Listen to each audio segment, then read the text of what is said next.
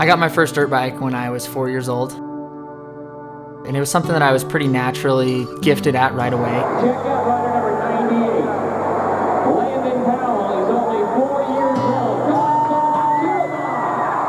I won my first local championship in the 4 to 6 year old class. And right away I knew that it was something that I loved and that I was going to do.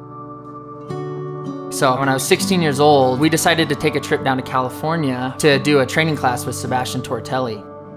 And we came home from that trip, and I think my dad saw that that's where my passion was.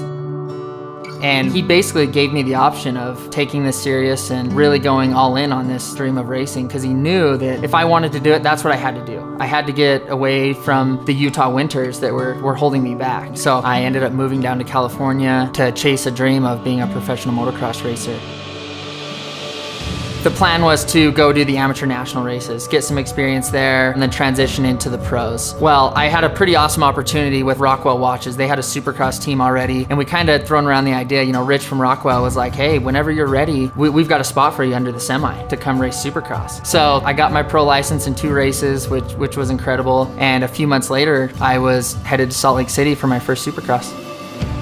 It was pretty surreal to be there at Ricycle Stadium at a supercross event. I've been coming to supercrosses since I was a little kid, and you know, you're racing against the best of the best. So to actually be there, be lined up next to those guys was a pretty surreal feeling. And the next 6 years, it was basically living my dream, traveling coast to coast, going to all the elite football stadiums across the whole country, racing in front of tens of thousands of people. So in 2015, we really revamped my program. I was making the main events, and I really felt like I was gonna have a breakout year. So after Anaheim 2, I had a big practice crash that put me out for the next 4 rounds. But I came back from that, I rehabbed, I worked my butt off, and was gonna come back strong for the next few rounds of the West Coast Series. And I came back to Houston ready to go, and suddenly I found myself in the ER, realizing that 20 years of chasing this dream had just come to an end.